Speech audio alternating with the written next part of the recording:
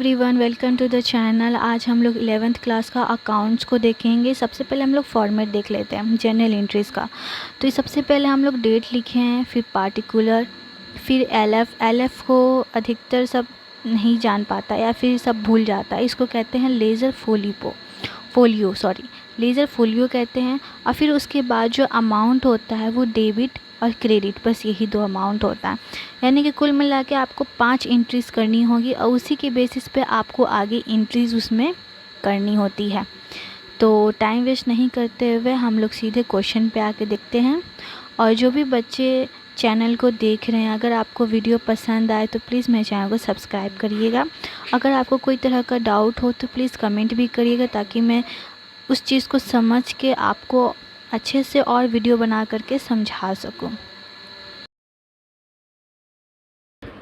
तो गाइस, सबसे पहले हम लोग जनरल एंट्रीज़ देखेंगे। तो ये एक मैं एग्ज़ाम्पल के तौर पे मैं बता रही हूँ, और आपके पिक्चर में भी आप देख सकते होंगे कि सबसे पहले लिखा हुआ है जनरल एंट्रीज़ में कि Rakesh Sandeep started business with cash.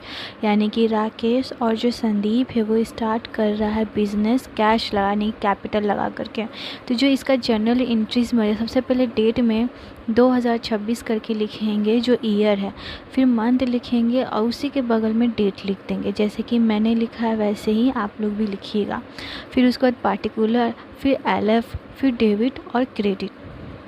तो डेबिट क्रेडिट में शॉर्ट फॉर्म में लिखी हूँ, तो आप लोग भी शॉर्ट फॉर्म में लिखिएगा। इससे टाइम भी बचता हो और जल्दी जल्दी आपको लिखने में भी मदद मिलेगी। और टाइम सबसे पहले कि बहुत मैनेज करना पड़ता है एज ए एग्ज़ाम हॉल में। तो सबसे पहले हम लोग लिखेंगे cash account debit to capital account, और 20,000 का जो अमाउंट है उसको हम लोग डेबिट कर देंगे। कैश में जो कैश अकाउंट डेबिट है उसको 20,000 लिखेंगे, और टू कैपिटल है उसमें हम लोग क्रेडिट में लिखेंगे 20,000।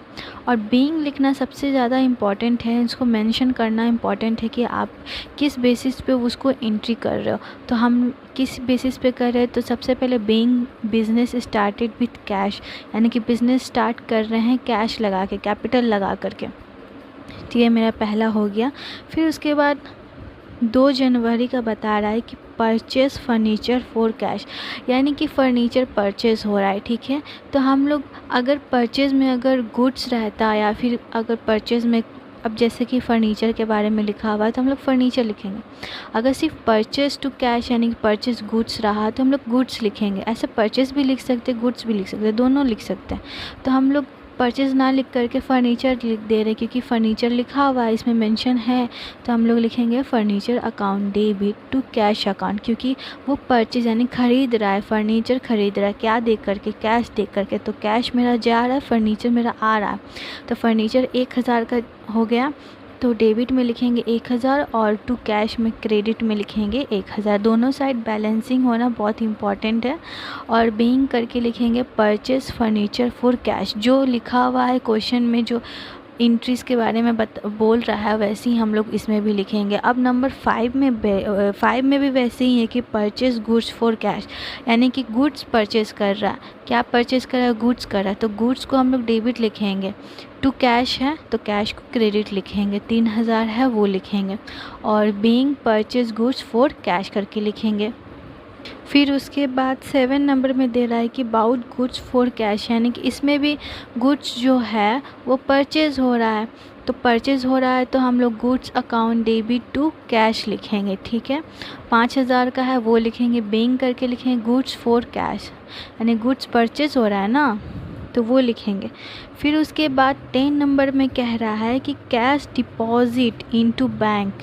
अब ये थोड़ा सा समझने वाली बात है कि कैश क्या हो रहा है, डिपॉजिट कर रहा है। कैश डिपॉजिट टू बैंक, यानी कि कैश जो है वो बैंक में जमा कर रहा है। तो बैंक में कैश न जमा करे तो बैंक पहले लिखाएगा, bank account debit to cash account. तो उसमें 10,000 डेबिट में और क्रेडिट में 10,000 लिखेंगे। फिर बैंक करके लिखेंगे कैश डिपॉजिट इनटू बैंक।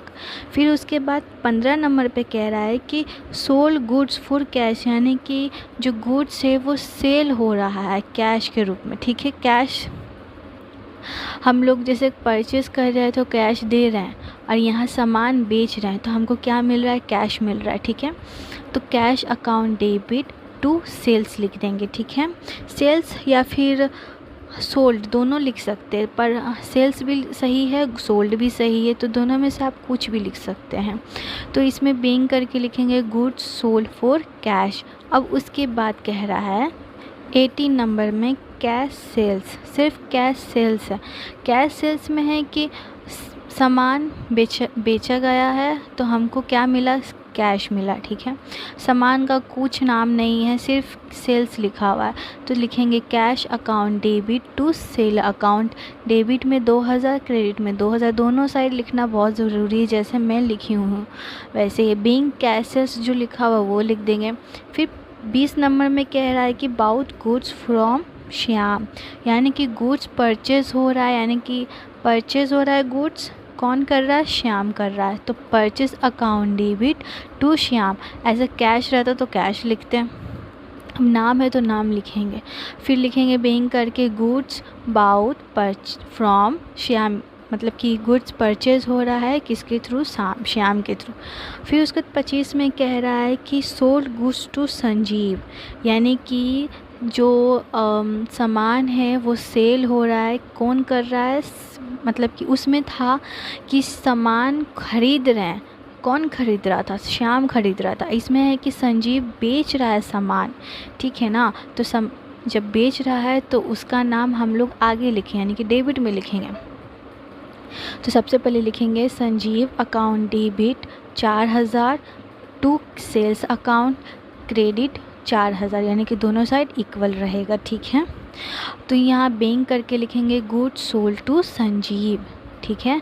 फिर 27 में कह रहा है कि sold goods to Amar for cash, यानी कि जो सामान है वो अमर बेच रहा है, किस में बेच रहा है, तो कैश में सामान बेच रहा है और उसको क्या मिल रहा है, कैश मिल रहा है, ठीक है।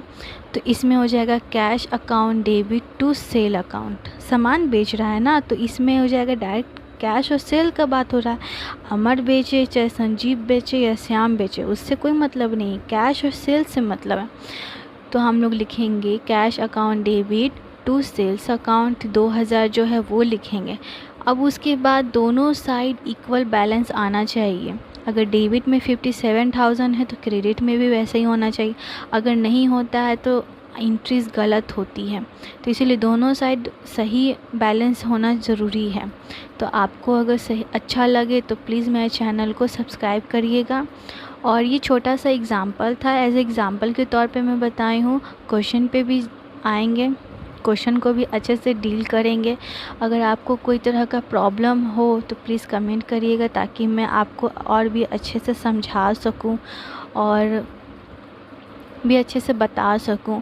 तो गाइज़ अभी के लिए बस इतना ही, नेक्स्ट वीडियो के लिए प्लीज़ मेरे चैनल को सब्सक्राइब करिएगा। Thank you.